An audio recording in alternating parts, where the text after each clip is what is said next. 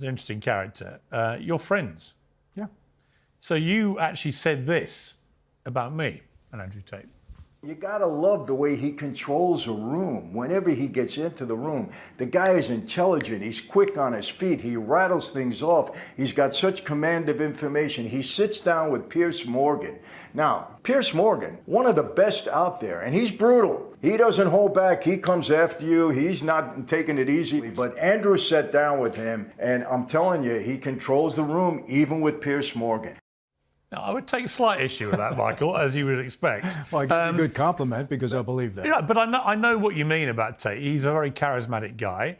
A lot of people love him. A lot of people hate him. We don't know the truth about these charges he's facing. We'll have to see how that all plays out. What do you think about his influence on young men in particular? Because I know lots of mothers who are very concerned about what they see as a bad influence, particularly as they see it, misogynist views about women. What do you think of him? Well, you look, I think Andrew could be abrasive at times. I don't agree with, look, I have a wife and 5 daughters.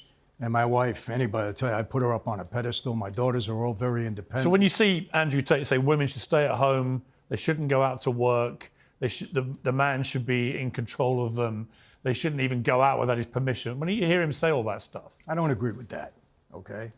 I think I understand what he's saying. He wants to be the man of the house. He wants to be the provider, the protector. I agree with all of that, yes.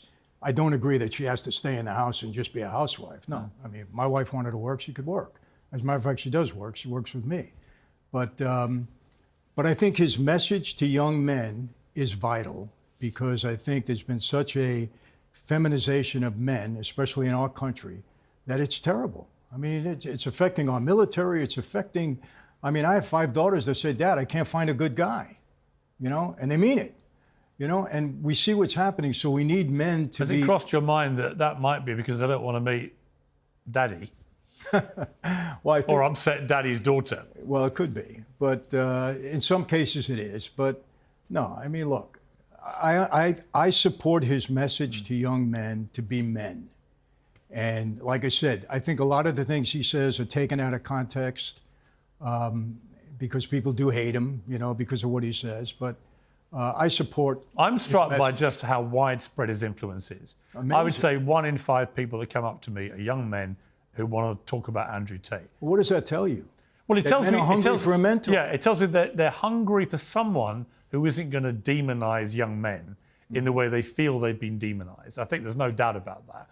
I just have a real problem when he goes off on his misogynist rants. I have a daughter too. I just think it's very kind of Dickensian, that kind of chat, you know? Yeah, he doesn't need to do that. He is abrasive at times, and I think the way he says things rubs people wrong, and, you know, but the overall message, I think, is important, and it's a good one.